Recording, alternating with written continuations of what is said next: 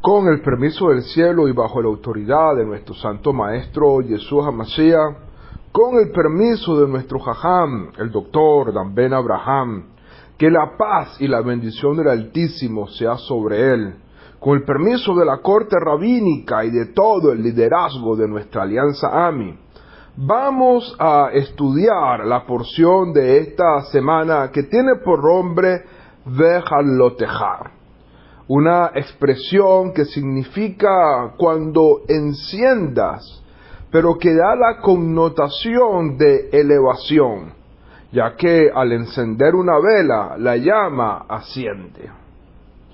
Esta porción se encuentra en el libro de Números, Bamidbar, capítulo 8, verso 1, al capítulo 12, versículo 16. Es la tercera parashá de este libro y comienza con el momento en que Dios le pide a Moshe instruir a Aarón en el encendido, Bejalotejá en hebreo, de las lámparas del candelabro del tabernáculo, y continúa con las preparaciones finales para la partida del pueblo de Israel del monte Sinaí y los acontecimientos que tuvieron lugar en la primera parada en el desierto.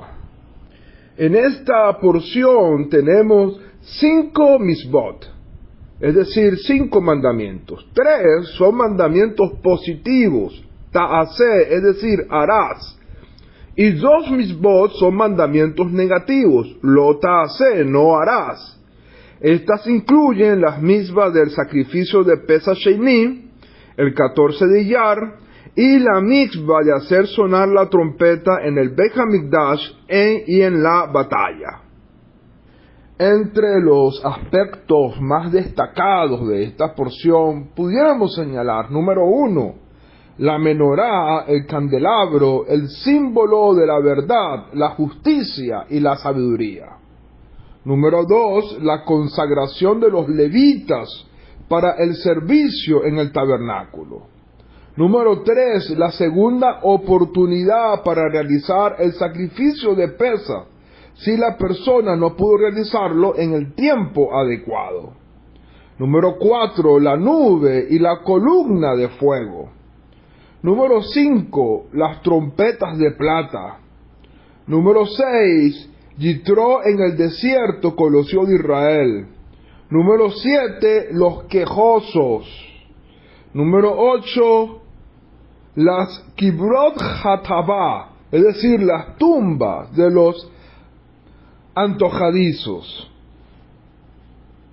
El nombramiento de los dirigentes espirituales y como último punto, Miriam y Aarón son afectados por lepra. Entre los aspectos fundamentales de esta parashá, como dijimos en un comienzo, hace referencia al encendido de la menorá. A Aarón le fue confiada la tarea de encender las 7 velas de la menorá, de modo que sus luces se proyectaran hacia el brazo central. Nuestros sabios comparan esto con un manantial. Una de las propiedades inherentes a un manantial es que el agua brota espontáneamente, sin aguardar a que venga el sediento a beber. Similarmente, cuando el objetivo es traer las aguas de la Torá a otras personas, no podemos esperar hasta que éstas vengan y pidan beber de su sabiduría, sino debemos llevar la Torá, el sustento de la vida misma, para que ella brote allí donde cada uno se encuentre. Este enfoque se originó con Aarón, el Cohen Gadol, que amaba la paz y perseguía la paz. Amaba a su semejante y los acercaba a la Torá.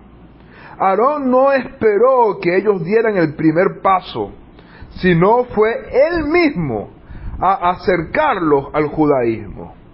De manera significativa, expone, Aarón los acercó a la Torá y no acercó la Torá a ellos. Los principios de la Torá no se alteran ni se adaptan. Más bien Aarón acercaba a cada individuo a la Torá, la misma Torá eterna que permaneció desde hace miles de años. Este principio está entonces referido en esta sección Behadlotejá, que significa literalmente al encender las luminarias. Como Cohen Gadol, el trabajo de Aarón implicaba encender la menorá, el candelabro del santuario. Una luminaria es el símbolo del alma judía, como expone el versículo. Las luminarias de Hashem es el alma del hombre. La función de Aarón era encender las luminarias, encender el alma de cada hijo de Israel, pues cada judío posee un alma divina, sin importar qué tan oculta pueda estar. Por otra parte, Aarón debía asegurarse que la luminaria continuase ardiendo por sí sola sin su intervención. No es suficiente con descubrir el alma divina que existe en el fondo de cada corazón, sino que se debe estimular ese alma para que continúe ardiendo con el amor de Hashem, constantemente procurando reunirse con su fuente en lo alto. Los comentaristas ahondan en los motivos por los cuales este pasaje referente a la menorá se encuentra inmediatamente después de la larga recitación de las ofrendas de los jefes de cada tribu.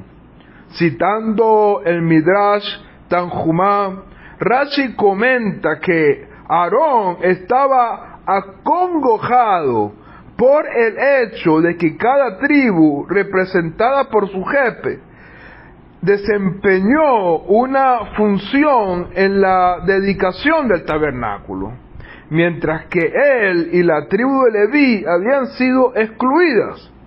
Por ello, Dios lo consoló diciéndole que su servicio era más valioso que el de ellos, dado que él sería quien prepararía y encendería la menorá.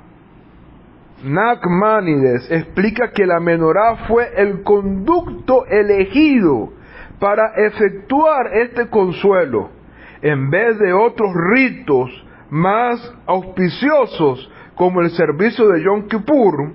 El que debe ser realizado exclusivamente por el Cohen Gadol es este. Nachmanides expone, basado en la parte de Tanjumá, que este pasaje alude al encendido de una menorá que tendrá un papel destacado en el futuro, la del milagro de Hanukkah. De aquí que Dios le formulara una alusión a Aarón en el sentido de que su función sería más grande que la de los jefes, puesto que llegaría una época en que en el servicio del templo sería abolido por el imperio sirio-griego de los Seleucidas, y la Torá correría gravísimo riesgo de ser olvidada. Solo la fe y el heroísmo de los asmoneos, una familia sacerdotal descendiente de Aarón, lograría repelar al enemigo, purificar el templo y encender de nuevo la menorá después de aquella interrupción que duró muchos años. Por este motivo Dios consoló a Aarón diciéndole que un día su familia salvaría a la nación. En otras palabras, las ofrendas de los jefes, aunque ciertamente grandes e impresionantes, dejarían una impronta efímera, en tanto que la contribución de Aarón sería eterna. El Or HaHaim explica, según el sentido literal, que el proceso de limpiar y preparar las lámparas de la menorá requería que éstas fueran retiradas todos los días, ya sea en forma efectiva, al recondicionarla, era considerado como si Aarón edificaba una nueva menorá cada día. Esto hacía de este servicio tan importante. Entre otros aspectos de esta parashá, los levitas se prepararon para el servicio en el Mishkan, purificándose mediante abluciones y sacrificio. Se les dijo que sólo aquellos que tuvieran entre 30 y 50 años de edad tomarían parte en el servicio religioso, pero los que no tenían entre esas edades, sino que fueran menores entre los 25 y los 30 años, serían preparados para sus deberes futuros. Por lo tanto, para asumir su nueva condición en reemplazo de los primogénitos en el servicio de Dios y de transportar el tabernáculo, los levitas requerían una ceremonia en la que se ofrendaban sacrificios, como en el caso de la consagración de los Kohanim. Dicho ritual y las edades en que los levitas serían idóneos para el servicio están expresadas en esta parashá, como lo dijimos anteriormente. Otro de los aspectos que encontramos fue que el primer Pesa posterior al Éxodo fue observado el día 14 de Nisan. Aquellos que estaban impuros solicitaron que a ellos también se les permitiera participar de las ofrendas de Pesa. Una fecha especial, el 14 de Iyar, fue destinada a aquellos que estaban impuros o se encontraban a demasiada distancia en Pesa como para llevar a cabo el corbán respectivo. Después de casi un año en el desierto Sinaí, se instruyó al pueblo para que viajara al desierto de Parán. Moshe le pidió a su suegro Yitro que lo acompañara, pero él prefirió retornar a Midian, su tierra nativa. La parashá también nos cuenta de las quejas de los hijos de Israel, esta vez por la falta de carne en el desierto. Su murmuración llevaron a Moshe a sentir que la carga de dirigir al pueblo era demasiado grande para soportarla solo. Dios le respondió ordenando a Moshe que reuniera a 70 ancianos para que le asistieran en la conducción del pueblo. Los ancianos fueron reunidos y el espíritu de profecía reposó sobre ellos. En respuesta de la queja por la falta de carne y por el gusto del maná, Hashem hizo que un fuerte viento arrastrara a una gran cantidad de codornices desde el mar. Finalmente, la parashá termina con el cuestionamiento de Miriam con respecto a Moshe. Puesto que Moshe tenía que estar presto para oír las palabras de Dios en cualquier momento, debía permanecer ritualmente puro todo el tiempo, lo que significaba que necesitaba abstenerse de tener relaciones conyugales con su esposa Sípora. Este asunto tan íntimo permaneció como un secreto entre ellos dos, hasta que Miriam se enteró de ella a partir de un comentario casual de Sípora. Sin saber que Moshe estaba actuando bajo órdenes de Dios y sintiendo que ello era una injustificable afrenta a la honra de Sípora, Miriam le comunicó la noticia a Aarón, quien concordó con ella.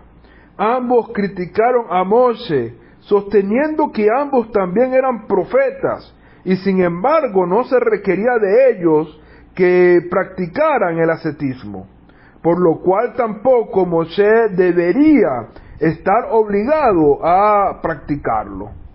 Dios mismo se le presentó a fin de castigarlos y testificar que la profecía de Moshe era de tan alto calibre que no podía compararse con la de nadie, y por ello debía permanecer puro todo el tiempo.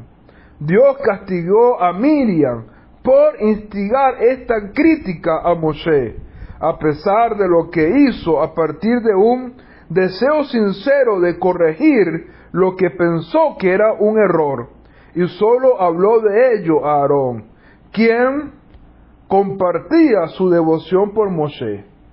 Pero su error se convirtió en una enseñanza eterna para el pueblo de Israel sobre la gravedad del pecado de la maledicencia.